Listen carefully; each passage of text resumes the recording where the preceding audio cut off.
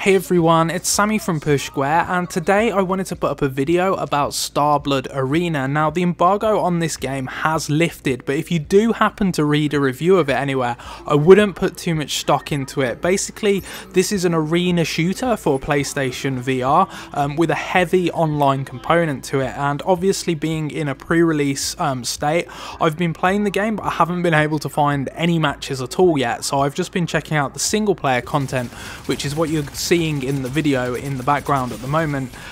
So this game was announced at PSX last year, I think, and I've got to be honest with you, I rolled my eyes when it was revealed. I'm so bored of virtual reality games, just falling back on this idea of you being a pilot in a cockpit. It's like so many games have done that now. There's Rigs, there's Eve Valkyrie, you know, dozens of other ones that I can think of, and it's like, it's not novel anymore, it's not that exciting.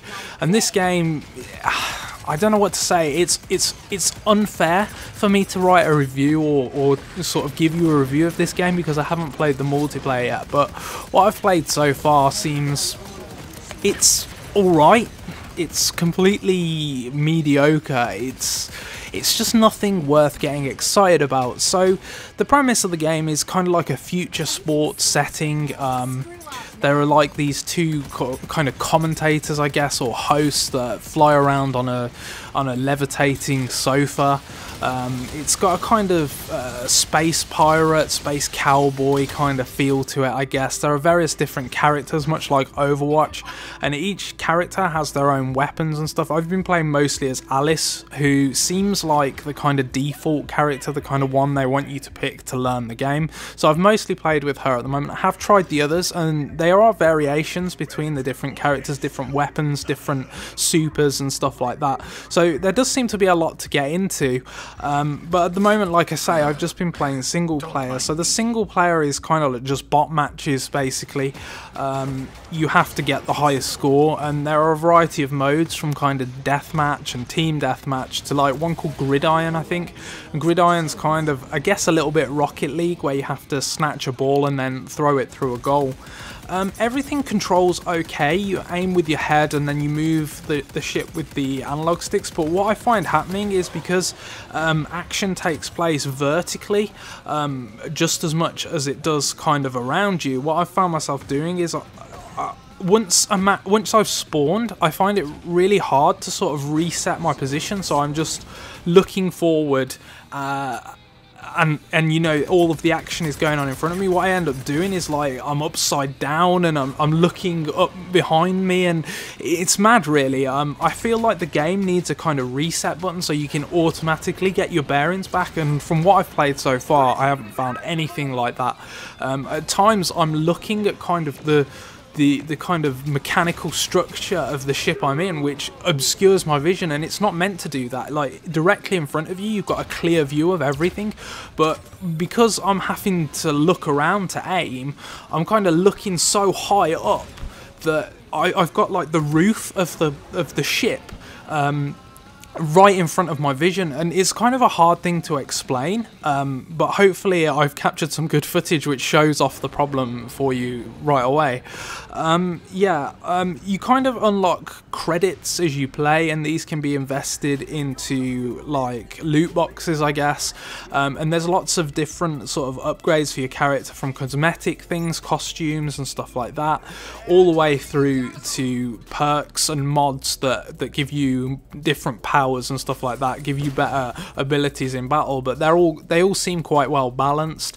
So you might get like an extra damage boost, but it comes at the expense of less health and stuff like that, and you can kind of rig out your character the way that you see fit. The big problem that I see for this game, and I am going to review it, I'm going to hop on like today now that the game's actually officially out, and hopefully I'll get some multiplayer matches, but the big problem for this game, and I can't believe that the developer didn't see alarm bells ringing as soon as it started working on it, is that it's an online focused VR game. Now, Riggs kind of had an excuse in that it was a launch title, and it also had a pretty meaty single player component to fall back on. This doesn't have a meaty single player component to fall back on. The problem that it's going to have is PlayStation VR is already a subset of the PlayStation 4's audience, and to kind of develop an online an online sort of community in a VR game seems borderline impossible to me. If you look at the kind of online games that come out on PSN, I don't know, what's a good example? Verdun, I think that's how you pronounce it, which was the kind of World War I themed first-person shooter. That came out on the PS4 last year, and it was already a tiny audience playing that game, right?